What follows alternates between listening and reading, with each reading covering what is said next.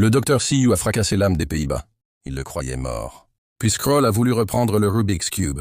Contre toute attente, le corps principal de Spider-Man esquivait toujours instinctivement. Alors qu'il revenait à son corps et s'apprêtait à s'échapper.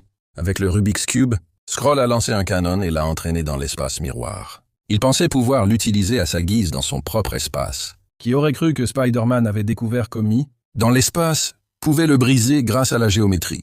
En conséquence, Skrull s'est retrouvé piégé dans son propre espace. Non seulement il n'a pas obtenu le Rubik's Cube, mais même le Juanji a été volé. L'histoire de Spider-Man. L'histoire de Spider-Man. Et des 3 héros commence après que l'identité de Spider-Man a été révélée par Mysterio la saison dernière. À partir de ce jour, sa vie a basculé. On le poursuivait partout et l'opinion publique le pointait du doigt. Il fut même considéré comme un criminel et dut faire face à de nombreux procès. Lui, sa petite amie et son meilleur ami furent également impliqués. Suite à cet incident, Tous 3 furent refusés au MIT.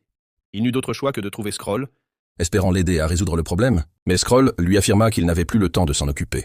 Le roi à côté de lui raconta qu'il existait un moyen ancien de faire oublier qu'il était Spider-Man. Skrull commença donc à l'aider à lancer le sort, mais celui-ci continuait. À mi-chemin, Spider-Man pensa soudain que si sa petite amie l'oubliait aussi, ne serait-ce pas comme une rupture? Il demanda alors s'il pouvait garder le parchemin de sa petite amie. Bien que très mécontent, il accepta et recommença à lancer le sort. Cependant, Spider-Man interrompit de nouveau le sort à mi-chemin. Cette fois, il voulait préserver le souvenir de son meilleur ami. La 3e fois, ce fut sa tante.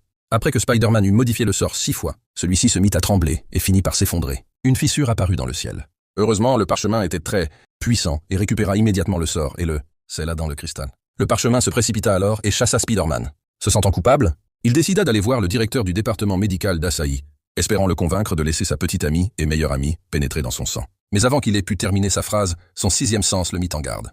Il enfila sa nano-combinaison et un bras mécanique apparut non loin de là. Il s'agissait du Dr. Zhang Yu, le médecin anti-taïwanais tué par le Spider-Man de la première génération. Le Dr. Zhang Yu attaqua Spider-Man sans hésiter.